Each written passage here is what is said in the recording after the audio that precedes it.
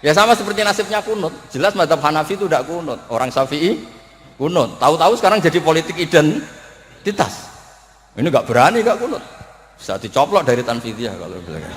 Meskipun ngajinya kunut itu sunat, tapi ngalah-ngalahi wajib itu politik identitas. Wassalamualaikum warahmatullahi wabarakatuh. Muhammadin wa ala alihi wa sahbihi asma'in nama ba'du. Pengersa para alim alamah, para kasepuhan, para kiai ingkang sangat kula hormati, utamanipun Kyai Haji Ahmad Mustofa Bisri sedanten keluarga, wonten Gus Yahya, Gus Menteri sedanten, wonten Kyai sepuh, wonten penantang kula fikih Kyai Marzuki. Mboten nantang. Iki Malang mboten niku. Dados kapan-kapan struktural pengurus NU niku piyambake Suriah mawon ampun tanfidiyah. Nggih kula memang dari awal kepengin takzim teng Mbah Mus, kula mboten biasa pidato lami kados Kyai Marzuki. Kula 20 menit. Ngeten nggih. Jadi fikih kita niku fikih Syafi'i. Imam Syafi'i itu ngaos kalian Imam Malik. Ngaos usul fikih kalian Muhammad bin Hasan Asy-Syaibani, muridipun Abu Hanifah. Niki penting kersane sanad terjaga. Teng mriki riyen wonten Ki Bisri, murid saking Ki Khalil Harun. Ki Khalil Harun keluarga sarang, muridipun kakake namine Umar Harun. Riyen alim-alime Ki sarang sause angkatipun Mbah Ghazali, angkatanipun Mbah Ghazali Ki Umar Harun, termasuk guru-gurunipun Mbah Dowi, gurunipun Mbah Muhaimin.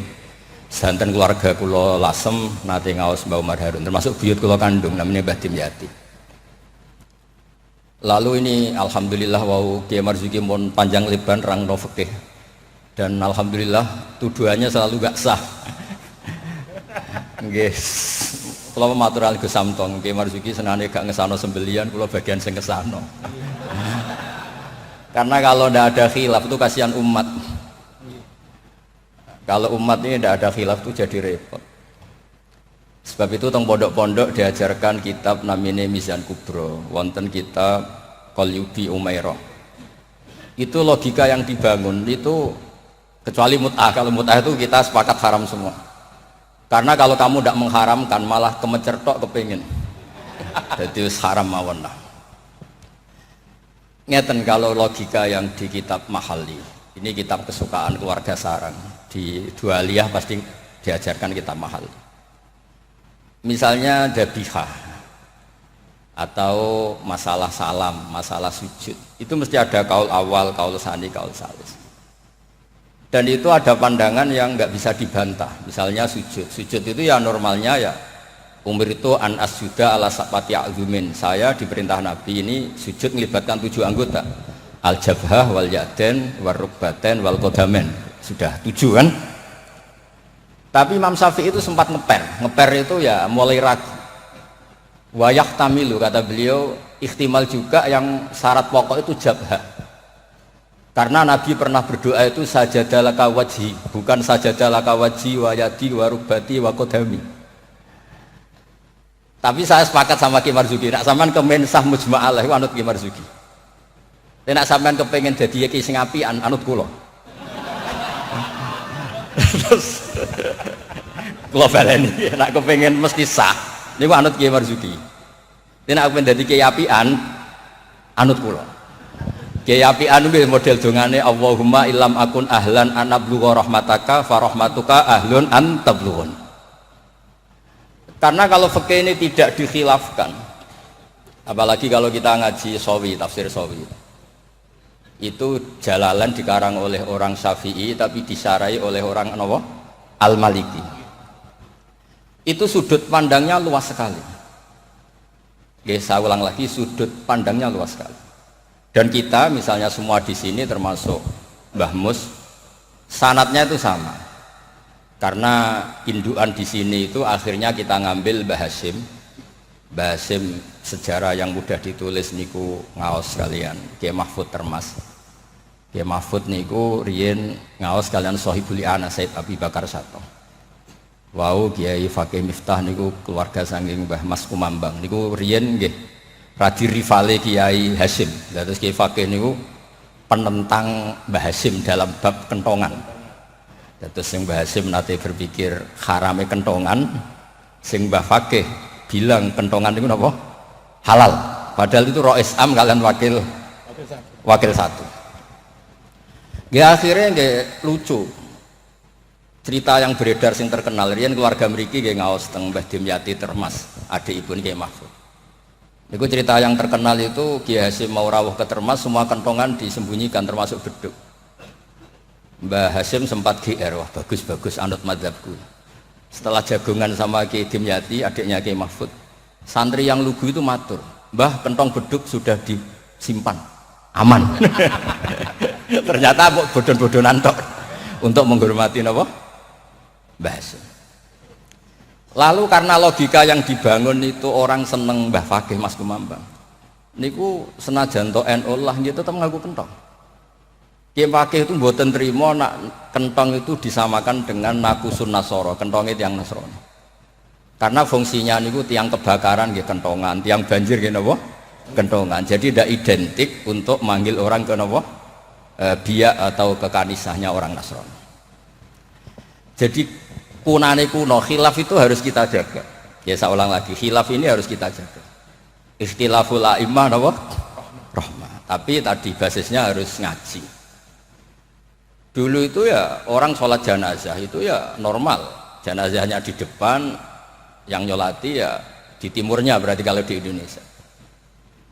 Lalu ya ada saja yang usil, itu syarat sah apa adat? Ya ada ulama yang mungkin ya kados Mbah Marzuki, syarat sah. Terus ditakoki lan salat gaib piye wong mayite ning Surabaya salat gaib wong Rembang. Akhirnya mulai ngeper.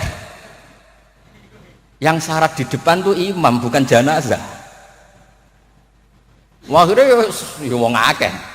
Wong akeh nggih tiyang kathah terus. Ya nak jenazah ono ning Arab, nak jenazah ono ning Gurilah.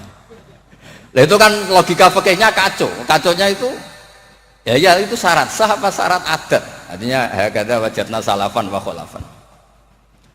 Tawaf di Ka'bah juga gitu. Imam Syafi'i itu bersikukuh kalau tawaf terlalu dekat itu enggak sah. Alasannya di situ ada tonjolan sagarwan, tonjolan pondasi. Jadi kamu tidak mengitari Ka'bah tapi di atas Ka'bah.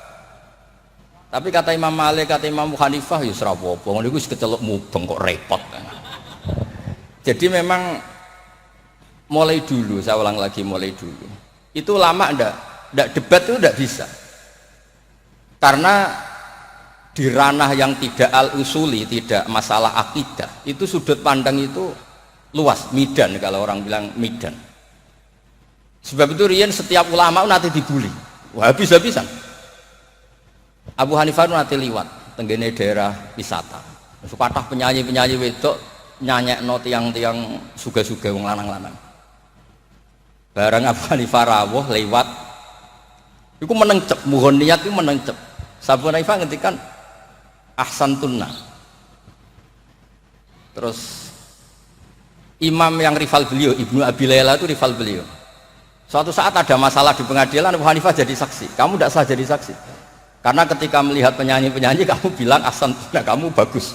Kalian semua bagus. Itu tidak sah. Masa kiai kok ngelegalkan apa penyanyi-penyanyi cewek, penyanyi-penyanyi putri. Kata Abu Hanifah, saya bilang gitu itu ketika diam apa ketika nyanyi? Ketika diam. Lah ya maksud saya ya pas diam itu bukan pas nyanyi. Jadi mulai dulu itu kiai itu dicari celah salahnya. Dan itu seni jadi kiai. Jadi kalau tidak ada orang yang menyalahkan itu mungkin nggih kirang cerdas. Lalu kalau matur Gus Samtong, gue udah khilaf mbek Gus Sulil, soalnya mantu-mantu saingan lah. Saingan kerebut warisan opo lah pokoknya saingan. Ya maksudnya warisannya kiai kan yo ilmu katanya. Karena kalau nggak saingan itu terus nopo gak mutu. Oh kan kalau matur Gus Sulil, jenengan pun ngorek isya terus toh, sekali-kali ngorek fikih. Nah ngorek isya gue enak wayang bagi, nak fikih kan ya jibu alika. Jadi tersangka, baru kayak jadi tersangka itu terus kuat. Kulo nu senengane maca fikih. Karena dengan baca fikih itu orang menjadi terkhitopi oleh Allah Ta'ala. Nek sampean maca tasawuf untuk fasilitas, dosa gede di sepuro. Kowe dosa kaya apa delok raine Pak Marzuki sepuro, ora raine iku tasawuf. Fikih mboten. Oh, fikih niku ekstrem. Dunya ora iso diwaris durunge utang dibayar, termasuk utang haji ning Allah Ta'ala. Terus pokoknya ditersangkakan, tiang niku ditersangkakan. Ora kober. Makanya terus kula niku nak sakniki kan tasawuf itu beredar di mana? Kula ora disusah. Iku golek para pangeran apa golek terapi. Karena kula niku sering Gus kula nyuwun ngaji hikam. Takrib ya takrib. Mboten Gus hikam. Maksudnya piye karena terus ayem ngono kan dadi gampang kabeh. Nak fikih kados Pak Marzuki mau takbir diaudit. Opo wis salah. Lah tasawuf mboten guya-guyu eling pangeran wis koyo wali ngono penak. Oke niku seruwe pot muni Allahu Akbar kepanjangan A niku nggih salah. Allahu Akbar iku salah, iku jadi istifham. Berarti maknanya apakah Allah itu maha besar. Tapi nak cara kula iku sing maknane istifham Pak Marzuki sing maca dhewe iku maksude ya Allahu Akbar Allah maha besar. Wong sing maca dhewe kok sing maknane iki. Jadi niki tapi kena mesti kepengen sahanut Pak Marzuki. Tapi mau nak kepengen dadi kiai api anut kula. Kula niku saking senenge kalian umat Rasulullah sallallahu alaihi wasallam, saking senenge. Niku kitab mazhab apa saja kula waos.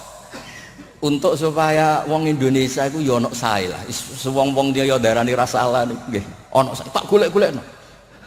Wes golek-golekno.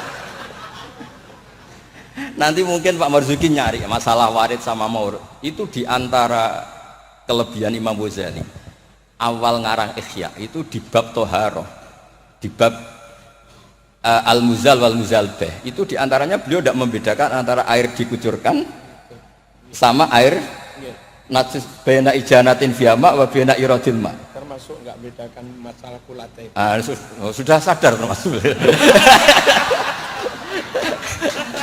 Karena yo repot. Terus mohon maaf yo. Terus kula niku alhamdulillah kula niku diundang pengajian umum nak mboten wong sepuh ya mboten purun. Terus jangan berharap Gus Samtong, Gus Taqiyuddin bisa ngundang kula. Nate ngundang kula mboten purun. Mbak Mas Duki ampun kapundhut. Nah Mbah Mus mboten wani kula. Kula nu sing mboten wani nolak niku Khori Mbah Hamid mergi. Mbah Hamid itu misanane Mbah kula. Mbah Mus. Nah, sing nom-nom ngundang niku nggih ra dikualat kira-kira terus. Mboten krana napa-napa, kula niku nyen kiye tenan, maksudnya mulang ngaji terus mboten. Nak Pak Marzuki ora dipetarung ya, Pak. Petarung ya, Pak. Wonten mawon korbane niku wonten mawon sing mboten san mboten. Tapi itu sae lah, memang ilmu harus gitu. Jadi kalau misalnya tawaf tadi. Tawaf itu banyak ulama yang mengatakan betul bimanzilati sholat, tapi ya tidak se-ekstrim banget kayak sehingga Said Muhammad itu punya bab namanya tawaful haid. Tawaful haid, tawafnya orang yang haid. Padahal tawaf itu kan harus suci. Tapi masalahnya kadang pas dia haid, pas harus tawaf nopo? Ifadah. Itu banyak ulama yang mengatakan ya sudah tawaf saja. Tapi nunggu waktu yang mepet. Nah, karena mepet ini penting untuk ilah hadid darurat. Nah, ternyata beliau juga sudah baca, tapi beliau tadi gak mau cerita. Senengane ku ndelok wong wedok sing kata aurati lho, kok iso roh lho. Kula niku nggih suwae niki ngaji rileks mawon nggih. Kula pancen kula niku bapak kula niku seksine nggih Mbah Mus, bapak kula niku seneng guyon. Bapak kula pesen hak kena ngaji ku guyon. Wong ning omah wis mikir utang, mikir macam-macam. Lho bareng ngaji kok mbok teror gak sah niku. Sakake maksudnya niku. Rai-rai bingung niku kan mun kathah. Dadi ngaji wis guyon, santai mawon. Tapi mboten tasahul. Saya ulang lagi tidak tasahul.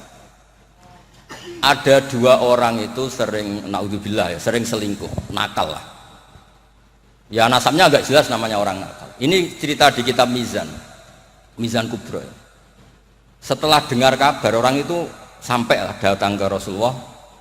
Ya Rasulullah kita berdua ini sudah nikah. Itu Nabi jawabnya itu qad kharaja min sifahin ila nikahin. Ini sudah keluar dari status perzinaan menuju apa? Nikah. Dan Nabi tidak bahas masa lalunya. Sehingga dalam tradisi Jawa itu di fikih wali itu anut Syafi'i. Tapi orang ngungkit itu anut Hanafi. Maksudnya gini, produk putri yang tidak dari nikah sah itu kan tidak bisa intisab ke bapaknya. Jadi di bab ini anut Syafi'i. si bapak ilegal ini tidak sah jadi apa? Wali. Tapi mengapresiasi nikah bagaimanapun itu cara keluar dari sifat, keluar dari status perzinahan. Satu-satunya cara misalnya gini, hari Ahad itu masih selingkuh, sekali malam Senin itu nikah, berarti status baiknya adalah qad kharaja min sifahin ila nikah. Jadi ilmu itu banyak dan sudut pandang itu banyak, karena ya tadi fikih itu masalah furu'iyah. Ada ulama yang agak kritis, tapi ya gimana gitu. Misalnya begini, pelanggaran tertentu itu sanksinya itqu raqabah, memerdekakan budak. Kalau tidak bisa lagi begini, terakhir puasa 2 bulan. Nah ulama ini ngerti si pelanggar ini raja kaya raya, tujuan sanksi itu kan memperberat. Kalau disuruh merdekakan budak gampang sekali karena dia orang kaya, maka sanksinya langsung disuruh puasa 2 bulan.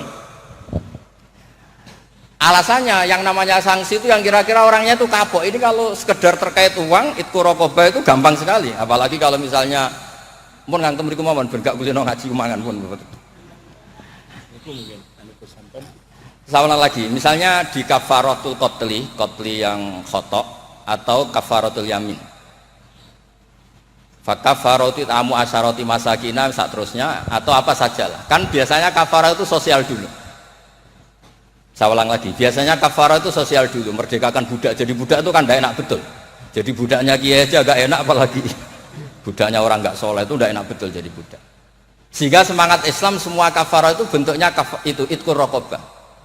Tapi si raja ini kaya raya, kalau disuruh merdekakan budak atau ngasih makan 10 orang miskin, etam itu mudah sekali. Sanksinya puasa saja biar kapok, karena dia cara pandang tujuan sanksi itu bikin kapok. Agak masuk akal. Tapi banyak ulama yang cara pandang ini ada jumlah muqtadidah sedikit. Saya dulu sering sowan Mbah Mus, yang paling saya kenang itu nasihat ini.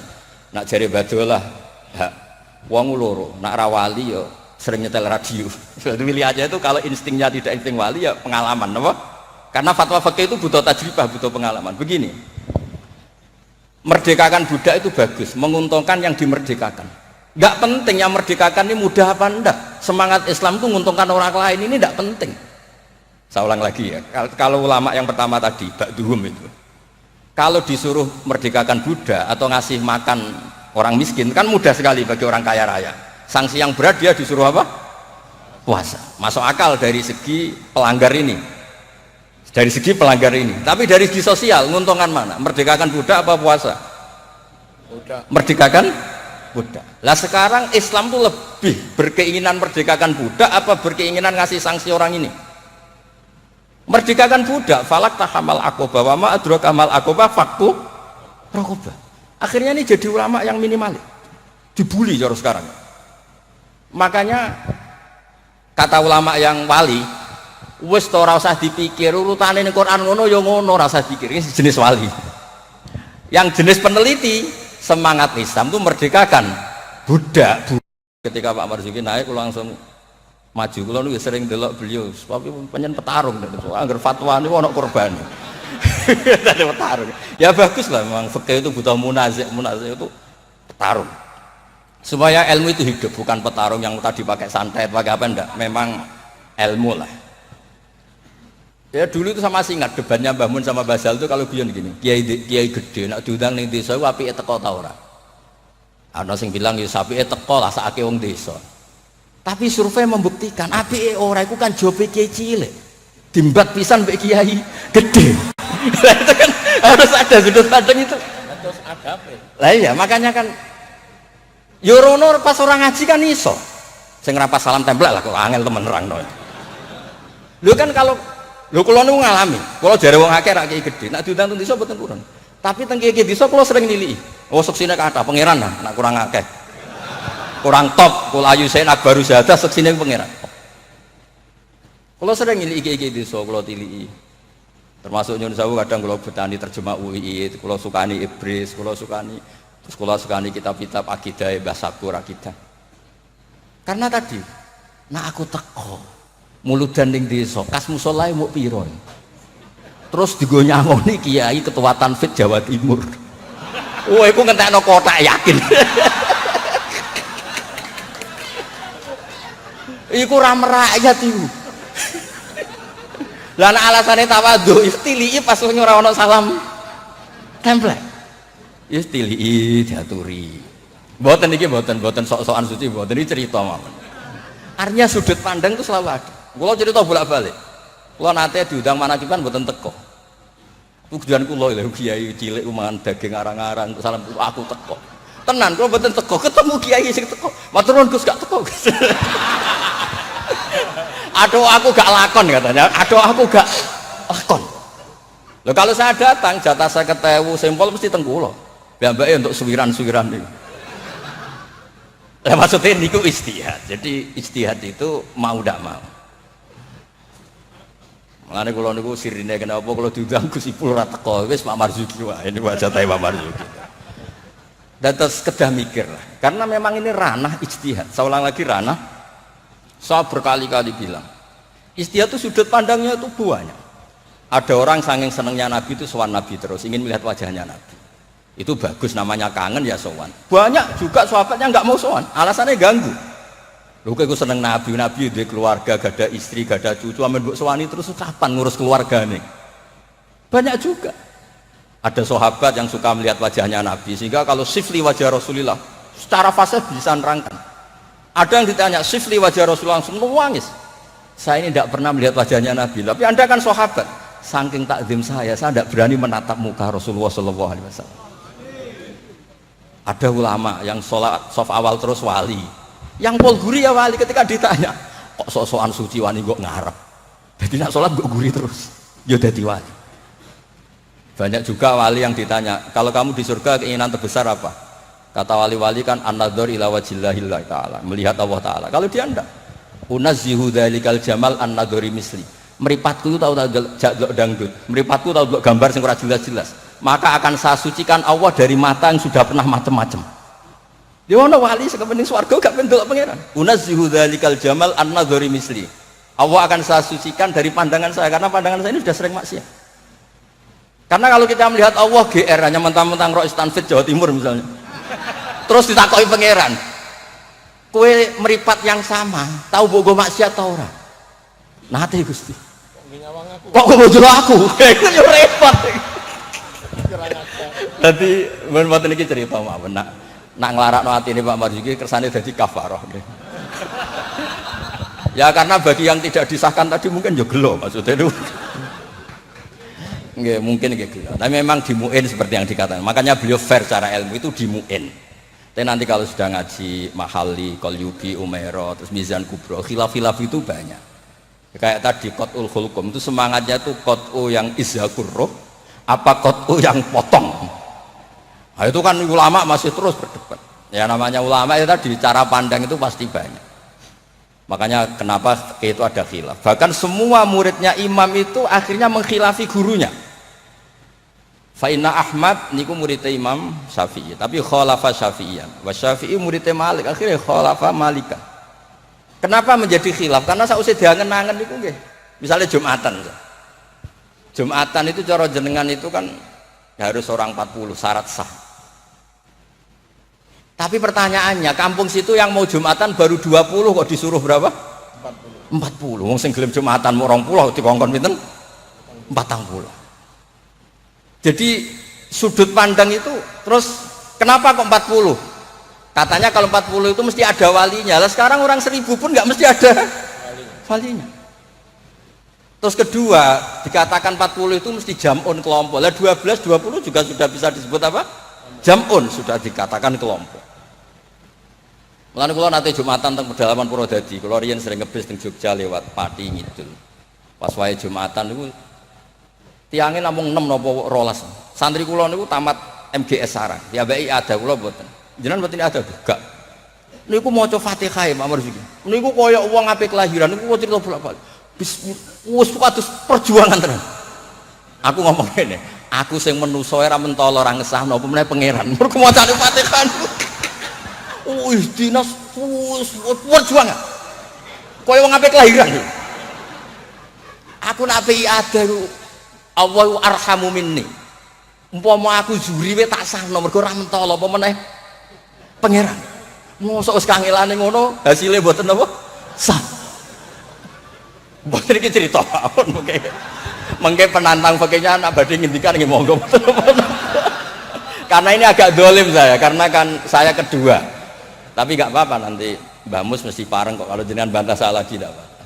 Tapi kok ngarepe pangeran duet malah dubat lagi nanti. Nah debat malah ngarepe pangeran kadose menang kula karena kebetulan secara status niku wong sakit mai Quran, ahlul Quran, ahlu wa khosotu. Kayaknya saya agak spesial lah untuk beri Quran.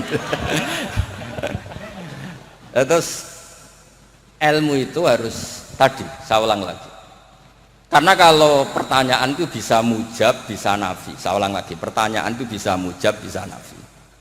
Misalnya begini Pak Marzuki, dibalik pertanyaannya.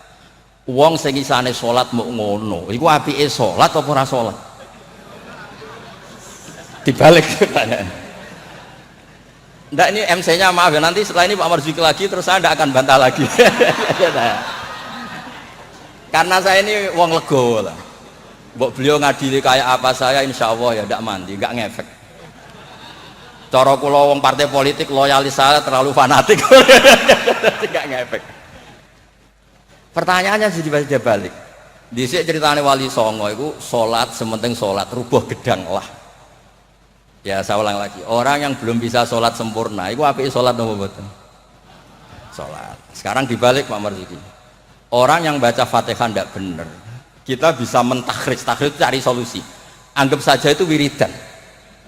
Kalau Fatihah kan wajib pakai tajwid, tapi kalau dianggap kalimah thayyibah, kan kalau orang tidak mampu Fatihah kan penggantinya itu nggak niat maos Quran. Nggak niat maos Quran. Setuju gak? Dihitung aurat mawon pengganti Fatihah sehingga ada harus pakai apa? Tajwid. Maksudnya boleh, wae kalau ini punya ngapian, mun tak golek-golekno. Tapi ampun mutah loh, kalau mutah mang kula sepakat lah. Kalau yang ngoten-ngoten niku pun nah kula niku apian, men bab ngoten niku apian. Kula niku sinau niku tenanan, kula nak sinau nganti nangis. Lha kula niku nyuwun sewu niku mboten sombong. Saya itu di rumah, takokno tangga-tangga kula. Ku nak mangan nggih sithik, pakaian nggih sederhana. Kula niku isin sebenarnya ketemu pangeran gara-gara kecelok wong alim salami templek diciumi tangan terus sebenarnya tak takoki pangeran nang iku tok hasilnya. Kula niku gadah sanad saking bapak nanti dawuh Mbah Hamid Pasuruan. Kan Mbah Hamid itu sepupunya Mbah saya dari keluarga Lasem. Ketika beliau dihormati sedemikian rupa oleh banyak orang itu, lho cung aku soleh, gue solehku dhewe ngadepi pangeran kok untuk donya iku hisabe rak repot. Makanya terus Mbah Hamid ngomong ketika duit wong dikekekno ben hisabe ku ringan. Lah kula nggih ngoten sakniki ngalami wong hormat sedemikian hormat. Tadi kula niku bangun pondok iku ora niat pondok kula ben gedhe, ngirangi dosa. Mergo wong nyumbang ya rada kacau, nak 1 juta niki pondok Gus, jenengan 1 juta. Cara 1 juta sing kula pribadi mungkin nggih polah mun nyimpen tiang kathah wau cara Pak.